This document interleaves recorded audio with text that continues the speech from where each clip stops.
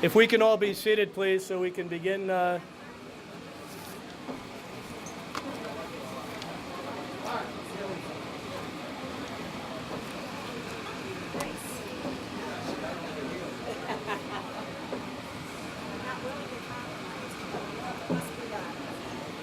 have me present something at the end, right? Yeah.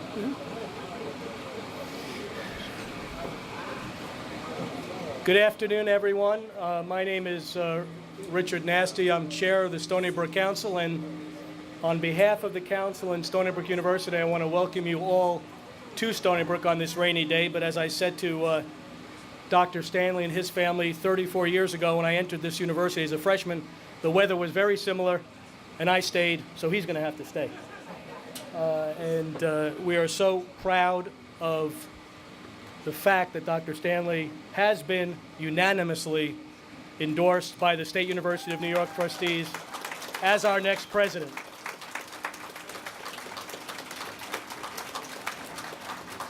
And I must say that their vote of confidence in Dr. Stanley is well placed.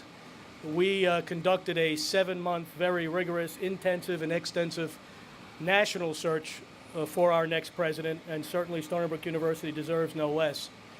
And we saw a number of extremely qualified and superb candidates.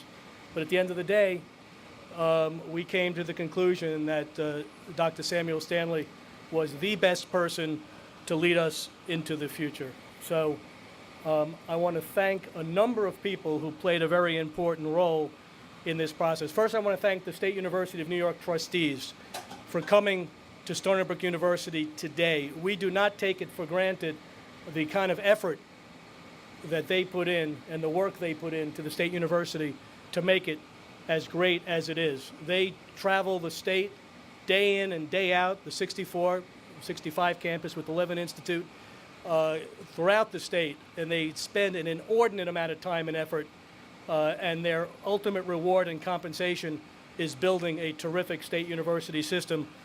And dare I say, you know, we don't like to, the State University doesn't like to use the F word, Chancellor's info, but flagship. We consider ourselves to be the flagship of the system, and the more you get to know us, Chancellor, the more you'll get to understand that. I want to thank, in addition to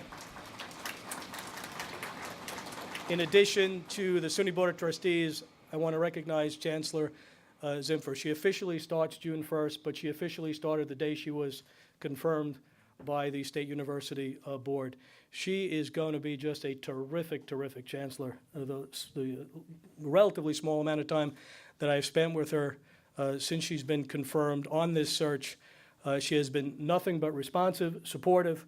The calls that we had, that Jim Simons and Rich Gelfond and I and others on the search committee had with Chancellor Zimfer, her basic response was, how can I help you? How can I be a partner? How can I empower Stony Brook University to do what it needs to do? And she just did a tremendous job for us, and we are so proud that this is her first appointment as Chancellor, Dr. Samuel Stanley. I also want to recognize John O'Connor, my friend John O'Connor, Officer in Charge, Vice Chancellor, for his tremendous effort. He's been involved day in and day out. To start out the program, I really would like to introduce the chair of the SUNY Board. He is a man of distinction. He has spent a good part of his career, his latest stint has been chair of the SUNY Board, but he's had a number of important roles in education over the course of his distinguished life in public service. And he led this appointment through the process, the SUNY process, hopefully and rightfully. I don't think there was much controversy given our candidates' credentials, but our job was to make it as easy as possible for Chairman Hayden to get our candidate through. So, Chancellor Hayden, we'd love to hear from you.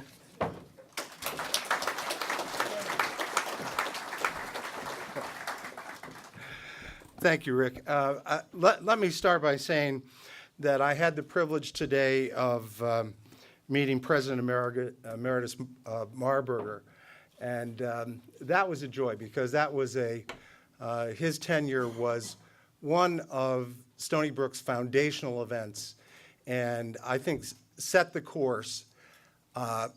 Shirley Strum Kenny has been an extraordinary, transformative president. And Shirley, we're so grateful for your hospitality today and for your years of service and what you have done.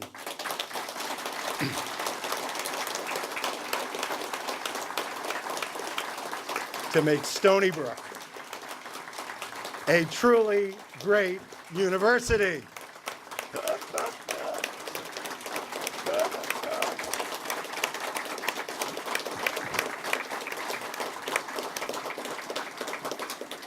That is beautiful and so richly deserved. I must tell you that it feels quite wonderful to come to a SUNY event where everyone is happy. So nothing to do with a budget. We found ourselves an extraordinary world-class leader. We have at last a moment to celebrate. And the reason that we do is the extraordinary work of a search committee headed by Rick Nasty, Rich Gelfond, and Jim Simons.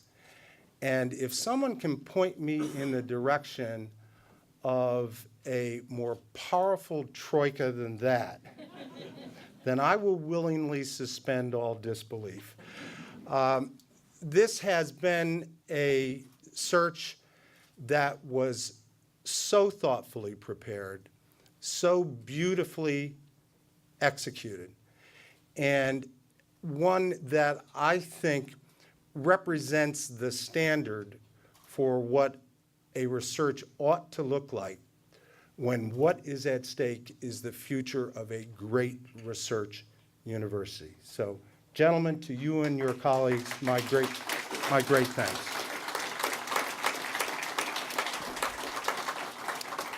I want to thank my colleagues, the Board of Trustees, who on very short notice suspended all activity to make their way to Long Island this afternoon. I see Carl Weisalis, Jerry Warren Merrick, Mike Russell, Bob Bellafiore, and there may be, have we any up here? No. Thank you so much. It not only is it practically important from the perspective of the University, of Stony Brook, and Dr. Stanley, but I also think it's symbolically important just to let you all know how crucially important the welfare and the future of this great institution is to this board. And then finally, this is the first appointment of a brand new chancellor, Nancy Zimpher. She does not start until June the 1st, but as you can see, she's already in high gear. And if all of your labors result in this level of excellence, ma'am, we're going to have a very happy tenure. So, ladies and gentlemen, to continue these proceedings, I'd like to introduce Dr. Nancy Zimpher, the Chancellor of the State University. Thank you, Chairperson Hayden, and good afternoon. I am just delighted to be here. Congratulations to Stony Brook University. What a fabulous and exciting day. To President Kinney and President Emeritus Marburger, what a privilege to be in your presence. I've always said about presidential searches, we all stand on the shoulders of those who go before, and nothing is more true than at this wonderful institution. I am delighted to be here. I wouldn't have missed it for the world. I want to thank Carl and John O'Connor for so openly inviting me into this process, and of course, Rick Nasty and Rich Gelfond and Jim Simons. You really made me a partner in this activity, and I'm incredibly grateful for you in doing that. It falls to me to make some of the very specific recommendations that were announced and supported in the Board of Trustees meeting immediately preceding this press conference. So I am very pleased to introduce to you the appointment of Dr. Samuel L. Stanley, Jr. as president of the State University of New York at Stony Brook, effective July 1.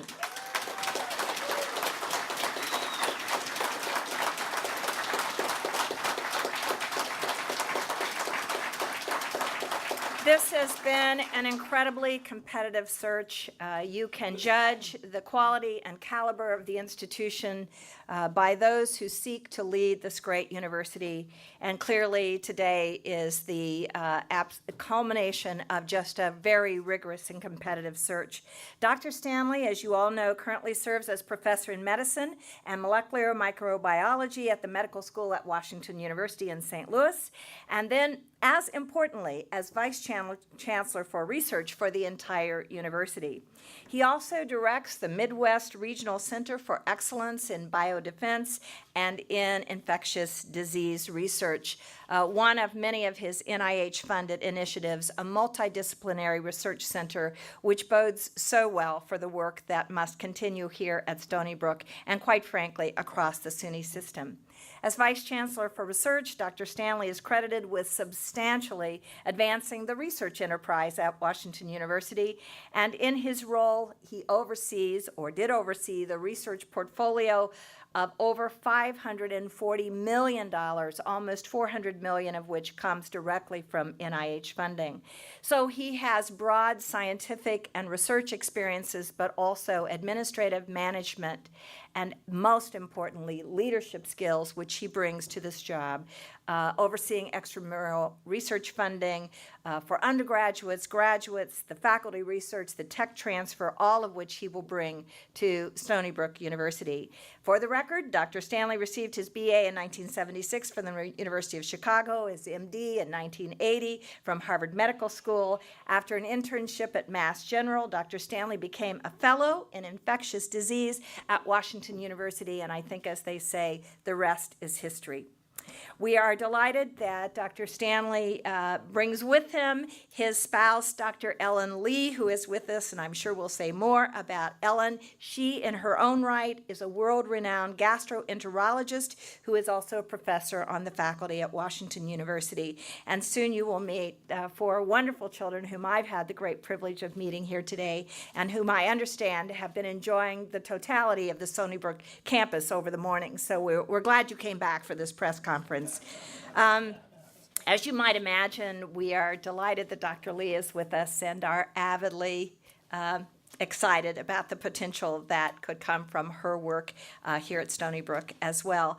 The family will live at Sunwood, the Stony Brook presidential home, and I am delighted on behalf of the Board of Trustees to offer my own welcome to Dr. Stanley, Dr. Lee, to the family. Welcome to Stony Brook University. Thank you.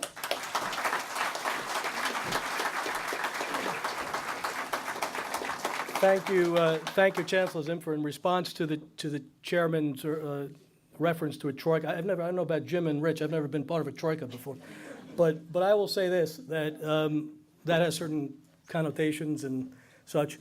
But this has been one of the most transparent, democratic processes, and really what made it a success wasn't us, was the entire search committee. And the search committee, I'm not going to name everyone by name, but if you could just stand and be recognized for all your efforts, really.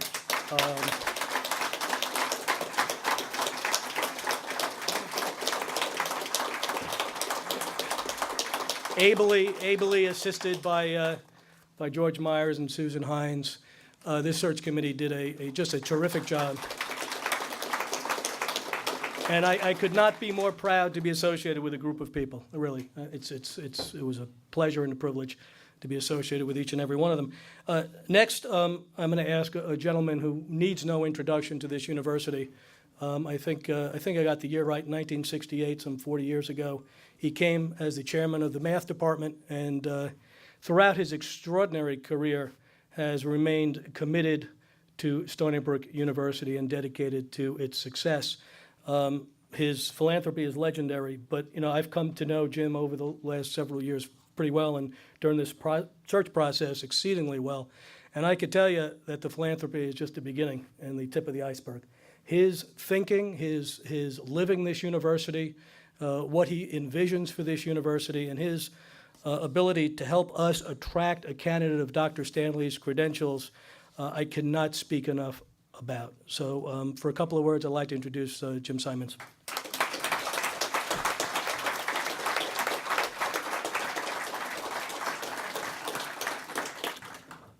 Well, I'm really delighted to be here today and that this has all come out so well. I did come in 1968, so Sam will be the fourth president that I knew, because I came on the other end of a search, and I was telling someone at lunch today, and I'm going to tell you all about that search. This one took 7 months, I believe, and seemed like a long time, but we did it on schedule and so on. But apparently that one took 5 years.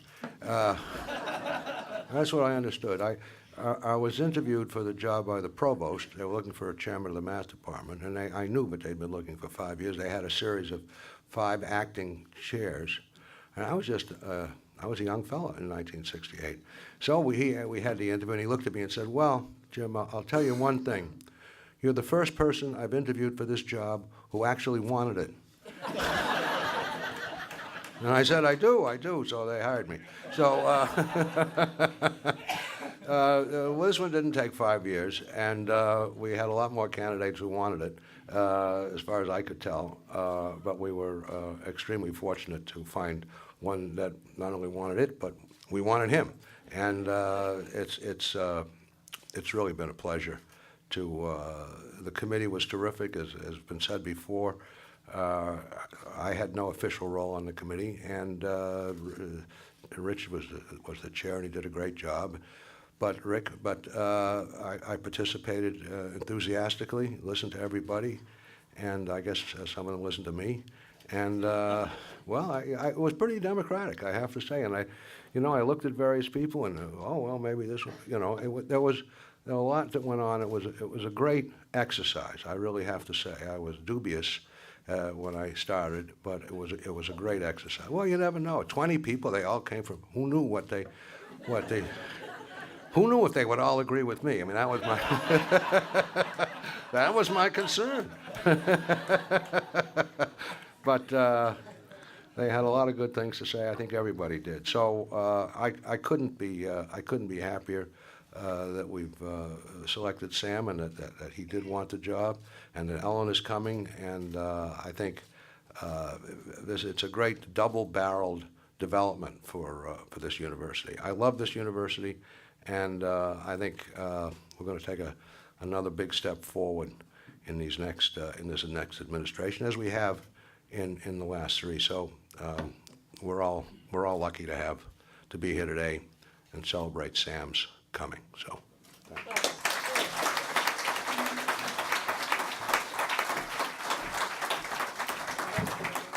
Thanks, Jim. Our next speaker is a man who likewise devotes a considerable amount of time and energy to the university. He's chair of the Stony Brook Foundation, and for those of you who know what the Stony Brook Foundation does, with some of the folks out there that I see, Carrie Stoller and others, they raise invaluable funds to help Stony Brook achieve its mission and its goals. He's a fellow alum with me at Stony Brook University, and I'm proud to call him my friend, Rich Gelfand.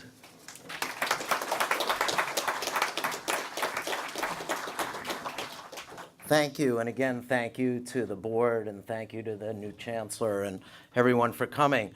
The search committee obviously did a great job, because we met without Jim, and we said if we could convince Jim that we're listening to him, then we've really accomplished something. So we did 2 great things. We hired Dr. Stanley, and we convinced Jim. So this trioca, as Carl put it, we have 2 things in common. Not only are we a group that none of us had ever heard the word before, but the second thing is we all have this very long-term connection to Stony Brook. Rick and I were both students here. As Jim said, he was a chair of the math department here. All 3 of us, our lives have spanned this now being the 4th president at Stony Brook, and we share a love for the university. So we went about this task differently than we might do other things in our lives, meaning it was something that was one of the most important things, not only to the university, but to our legacies, and something that we'd given an awful lot of thought of. And with the input of the entire campus community, a set of criteria was developed, and we looked backward in time, what the prior 3 presidents had done, culminating with Dr. Kenny's amazing accomplishments about getting Stony Brook admitted to the AAU, the alliance with Brookhaven, Southampton College, we can go on. And we said, how do we go from here to the next place? And we set our standards incredibly high, and I'm happy to say that we found someone who not only met those standards, but exceeded them by to a great extent. I'm really happy to have been part of our process, and I welcome Dr. Stanley to Stony Brook.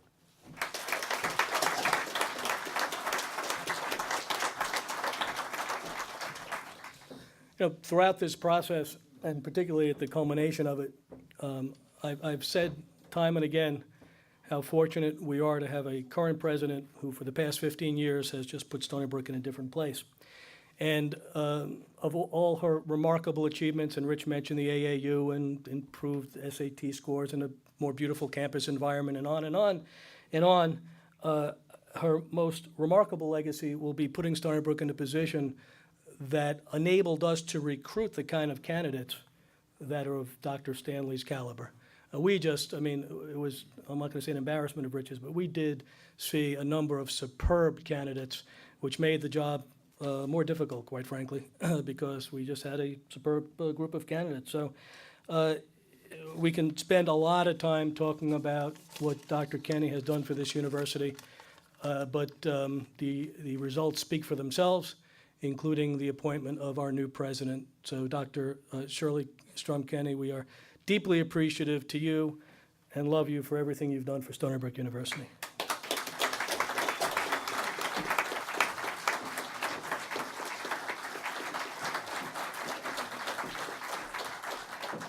Well, thank you. It is certainly no secret that I love Stony Brook, that I find it incredible that in just 51 years, we have come from those 148 students that were the pioneers to this remarkable institution with its Nobel Prize winners and its members of the National Academy, with a faculty that is truly amazing, and that with students that are absolutely our pride and joy. Our students are the future of America, both in terms of their intelligence and in terms of their diversity. And we really have come, as I have said so many times, so far, so fast. And it's very exciting to be at this point with Sam Stanley coming in as our new leadership to continue this extraordinary trajectory. And I think we are in enormously good hands. I think the future is bright indeed. I'm delighted to welcome both Sam and Ellen, and of course the family, to the Stony Brook family. You're gonna love it because it's a very special place. So congratulations, and congratulations to all of us. Thank you.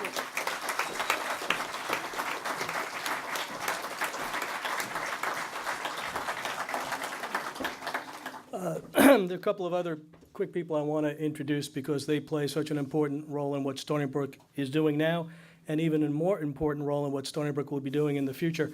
One of the preeminent goals we set as a search committee was to find, and I think Jim referenced it, to find a leader, and as did Chairman Hayden, find a leader that could really help us move forward on the things that Dr. Kenny has started in terms of alliances and relationships with Brookhaven National Lab and Cold Spring Harbor. There's a gentleman who was on the search committee who did just a tremendous job, whose advice and counsel was critical, who's the executive director of Brookhaven National Lab, who will play an even more critical role as we move forward with Dr. Stanley, and that's Sam Aronson. Sam, thank you for what you did on the committee. A relationship, quite frankly, which people like Jim Simons and Rich Gelfand and others know a lot more about than I do, but am coming to really appreciate what the potential of that relationship is, the relationship with Cold Spring Harbor Lab, and we're so proud and pleased to have Dr. Bruce Stillman here with us today. Bruce, thank you for being here, and thank you for your partnership in the future of Stony Brook University. I know there are a lot of people I'm going to forget to announce, but elected officials, I want to thank the representatives, Mike Harrison from the governor's office, and the representatives from Congressman Bishop's office, and all the county legislators who are here. And I also want to specifically acknowledge our new town supervisor, Mark Lesko, who is with us today, who took office a short while ago, and every indication he's going to just do a tremendous job for Brookhaven.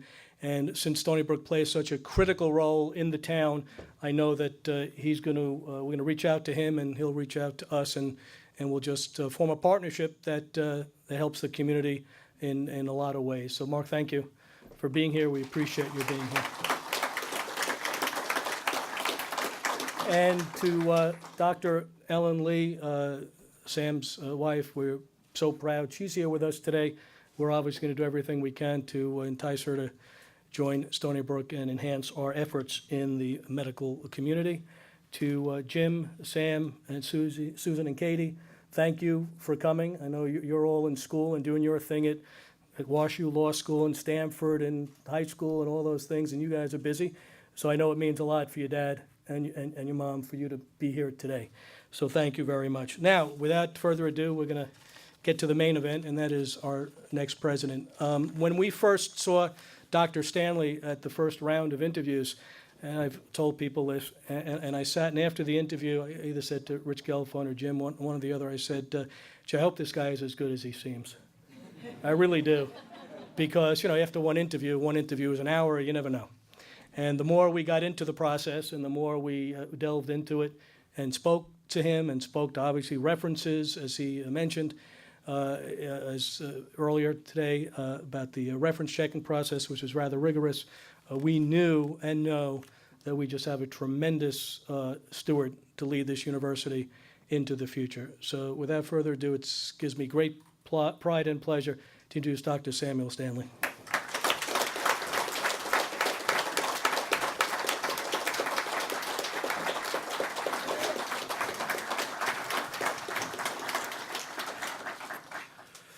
Well, thank you very much. And first of all, thank you, everybody here. It's amazing. I see people outside in the hallways there, and it's remarkable. I mean, I think it's a great testimony to the enthusiasm that everyone has, and I'm so pleased that you've come to attend this conference and this announcement. Let me begin. I'm very proud to accept the position of President-elect of Stony Brook University in the State University of New York. Extremely proud. Thank you.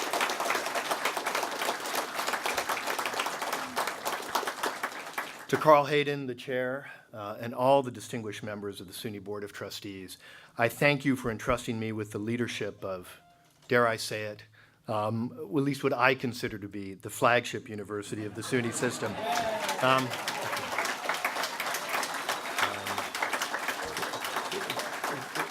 It is both a great honor and a tremendous responsibility. To Chancellor-elect Nancy Zimfer, my sincere thanks for your unqualified support of my nomination. I admire your outstanding reputation for accomplishment and your reputation for principled and courageous leadership. We share high aspirations for Stony Brook University and the SUNY system, and I look forward to working with you to turn our vision for Stony Brook into a reality.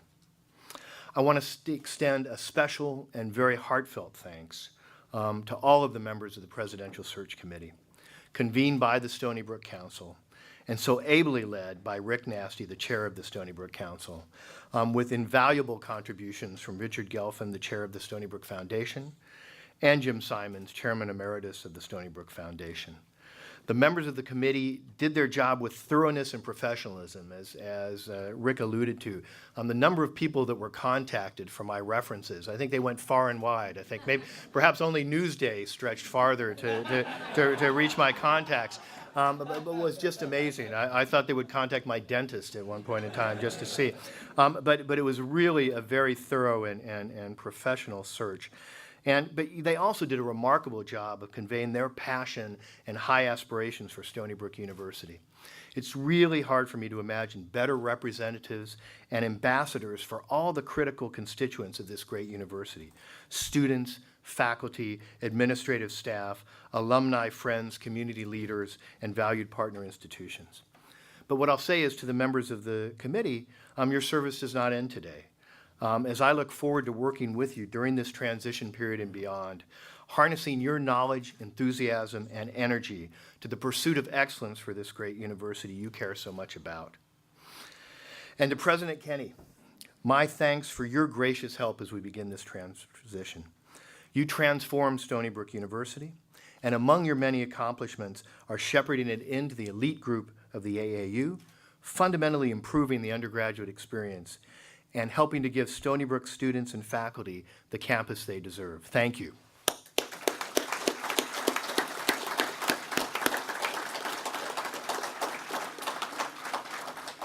I want to extend very special thanks to my family.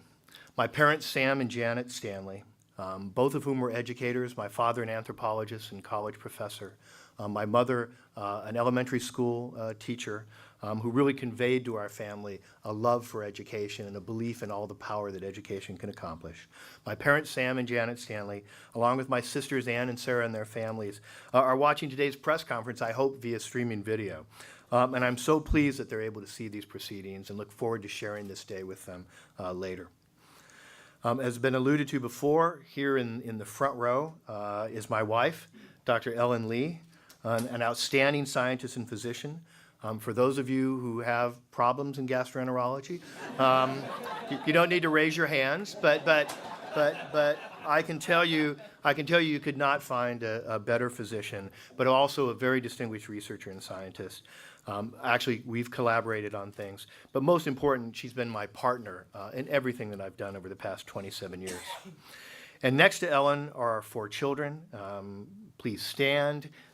James, or Jim, Susan, Katie, and Sam. Thank you.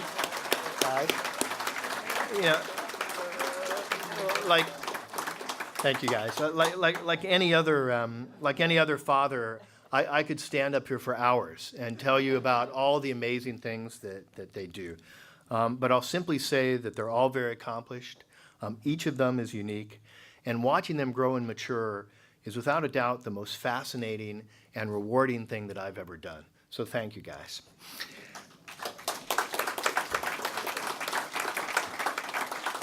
So Stony Brook University is a remarkable story. It arose from a bold vision, as you know. SUNY would create a research university that would rival the best public universities in the world. In its very short lifetime of a little more than 50 years, Stony Brook has fulfilled much of that promise, reaching the top 1% of research universities in the world. More than 24,000 students and 1,900 faculty study and work in 3 colleges and 8 schools across 3 campuses and international sites in Kenya and Madagascar and beyond. Stony Brook University faculty, students, and staff are at the heart of a wide-ranging and cutting-edge research effort with expenditures of more than $170 million annually. Stony Brook Medical Center brings the benefits of medical research and the latest advances in diagnostics and therapeutics to advance the health of the residents of Long Island and beyond. And through the collective effort of its innovative faculty and research, as well as the sheer scope of its operations, Stony Brook has become a critical economic driver for the region, responsible for more than $4.65 billion annually in extra dollars to the economy of the region, as well as responsible for nearly 60,000 jobs. Simply put, this is a success story, and the students, faculty, staff, alumni, and friends, and of course the SUNY system, should be very proud of this institution and all you have accomplished. But of course, for me, this is the starting point, the baseline for where we want to go next. From almost every member of the search committee and from many of the faculty members who've sent me messages of congratulations and welcome, I heard slightly different variations of the same thing. We are very good. We have come a long way, but we aspire to more. We believe there's untapped potential here. We want to be great. We want to see Stony Brook taking its place among the elite public universities in the AAU, fulfilling its founding mission. This is a bold and ambitious goal. But even in the midst of our current economic crisis, I embrace it. I think there are many reasons to believe that we can do this. For the first time since the post-Sputnik era in 1957, coincidentally around the time Stony Brook was formed, our president and leaders in Congress appear to be fully committed to investing in science and education as a fundamental component of America's competitiveness and economic well-being.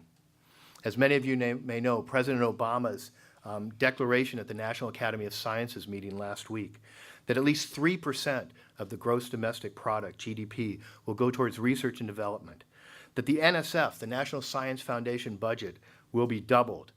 Those items, coupled with the remarkable commitment to education and research within the American Recovery and Reinvestment Act, the stimulus package, really completely changes the landscape. Stony Brook University faculty and their colleagues at Brookhaven National Laboratory and Cold Spring Harbor Laboratory, with their collective strength in physics, mathematics, biology, computational sciences, neurosciences, are well positioned to play a key role in this scientific renaissance. If we work together, if we integrate our strategic planning, find ways to share instead of duplicating expensive resources, and work together to jointly recruit scientists so we complement each other's strengths, we can create a research consortium that will be highly competitive in this new environment. I will be reaching out to Sam Aronson, the director of Brookhaven National Laboratory, and Bruce Stillman, the president of Cold Spring Harbor Laboratory, to work together to implement a new level of collaboration that will benefit us all. The President's commitment to education in science, technology, engineering, and mathematics, the so-called STEM proposals, at all grade levels is wonderful news for us as well. I anticipate that Stony Brook students and faculty will play a key role in implementing these initiatives, and we will be ready to continue the education of a new generation of scientists, engineers, and mathematicians. We want to be the destination for some of the best students in these disciplines, and we'll work to develop scholarship programs to help us attract these students. It's not just the national scene that fuels my optimism. As I mentioned previously, the appointment of Nancy Zimfer to the chancellorship of the SUNY system gives us a leader that knows how to build a great university and that will work effectively and indefatigably to help the SUNY system be great. I want to work with her and the leader of the other SUNY institutions to find more ways to collaborate and leverage the size and strength of our system. This may be particularly true for alliances in the healthcare arena, where size matters for competitiveness in clinical research, effectiveness in outcome studies, and developing a new information infrastructure. There are going to be many opportunities in these areas, and I look forward to working with our fellow medical centers and institutions to compete effectively. And one of the things that makes me so confident about our future and gives me such a sense of optimism is the fact that Stony Brook University has many wise and generous friends who are committed to helping us reach those goals. I know they're going to be available for wise counsel and support, and that they share our vision and will aid us in every step of the way. And to those who are in the audience, I thank you for your support and commitment to Stony Brook University.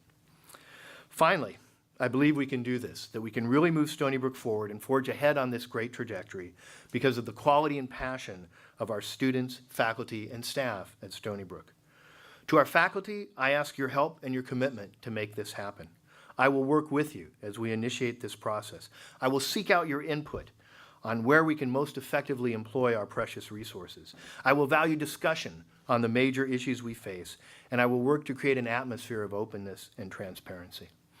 There will be difficult decisions. Some will spark disagreement, but your voice will be heard. To our undergraduate and graduate students, I care deeply about your education and your life at Stony Brook. Your intellectual curiosity, energy, and enthusiasm are what give life to this campus.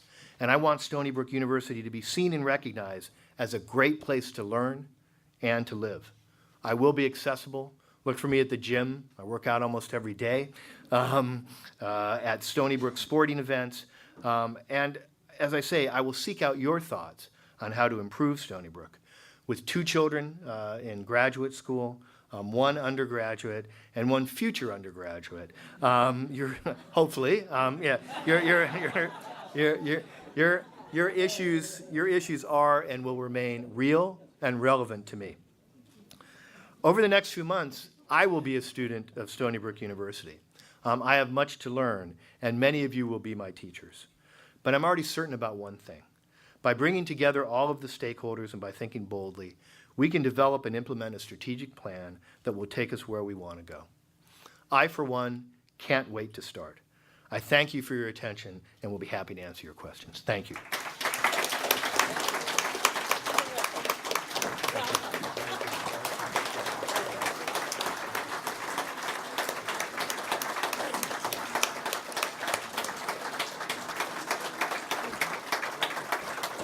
We do have time for a couple of questions, if anyone has any questions. Anyone with questions? If not, I also want to point out that, Stony Brook has had a remarkable history, and one of those men who has contributed greatly to that history is one of our past presidents, John Marburger. John, thank you. I want to point that to him.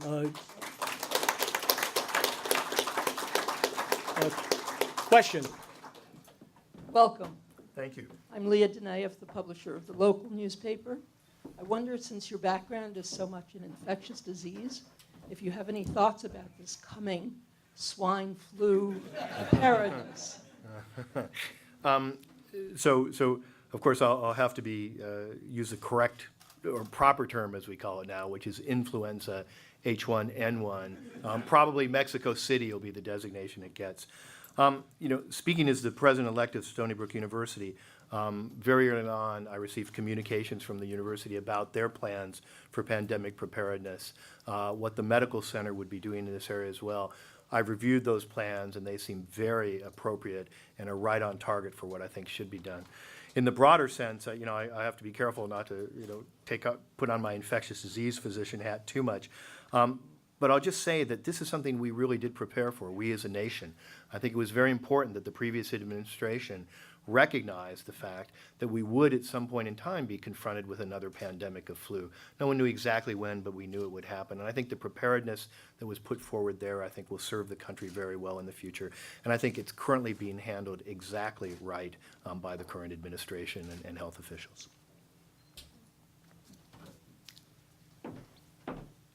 Any more questions? Okay, we do have one last piece of business, and that is our athletic director, Jim Fiore. We have a small presentation, and I'll give you a guess what sport these guys play. But one of the things that Sam's dad in a Newsday interview that caught our attention was, Sam's dad said, "Well, Sam has a good shot. He's a good basketball player, but a little slow." So maybe that's what he's working on in the gym to get a little more speed and dexterity. I think I But- need a little more height. But I know his son's a basketball player too. So, but we do have, and you know what? There's been a lot of discussion. Fourth president, fifth president, sixth president. We get into this FTE discussion about how long people have been presidents and how you translate that into full-time equivalents. But I think we have come to the conclusion that he's indeed our fifth president. And we went back to the records, and the first one was a dean, not a president. But anyway, whether we got it wrong or right, we'd like to present our new president with number 5, a basketball jersey, and hopefully, come on up there. Hopefully he'll.